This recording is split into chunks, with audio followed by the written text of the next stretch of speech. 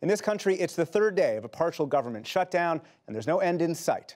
Our White House correspondent, Yamiche Alcindor, is here with an update. Okay, Yamiche, so where do things stand now in negotiations between the White House and Congress? Negotiations have stalled, and it's looking like the shutdown is going to last into 2019. Incoming Chief of Staff Mick Mulvaney said he doesn't expect that this is going to be resolved very quickly. He said that the White House is willing to come off the initial $5 billion amount, which is what the president was asking for the border wall, but there's no specific number in sight, and they're about at least $2 to $3 billion apart when it comes to Democrats and Republicans on this. I want to read to you a statement that the Democratic leaders, Senator Chuck Schumer and Representative Nancy Pelosi, put out today. They said, different people from the same White House are saying different things about what the president would accept or not accept to end his Trump shutdown, making it impossible to know where they stand at any given moment. So we're at a stalemate. So President Trump, a couple weeks ago, I think, said, I will take the blame for this shutdown. But more recently, he's blamed the Democrats. We're on day 3 right now. What's he saying today?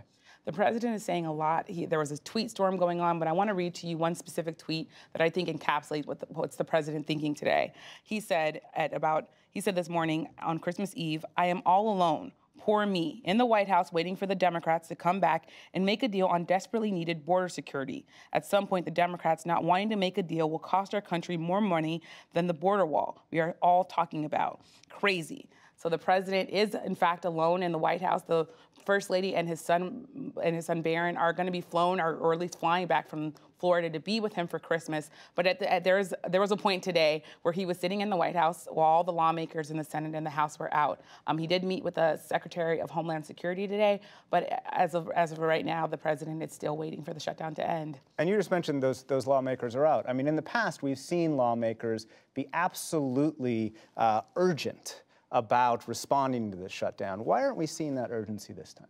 Well, it's only 25% of the government that's being affected. The other thing is that government workers have been out of work since the shutdown began. It began on midnight on Saturday. Today, which is Christmas Eve, was a federal holiday that Trump created by executive order. Christmas is also an executive order or a federal holiday. And then you have Wednesday where furloughed workers are going to start feeling the pain. The other thing is that the White House, the incoming Chief of Staff is saying that the check that is actually going to be impacted is January 11th. Also, museums around the country and in D.C. are still open, so people are able to do that. So it's a little different than in past. But it looks like this shutdown may last into 2019. Yeah. Yamiche Alcindor, thank you so much. Thanks so much.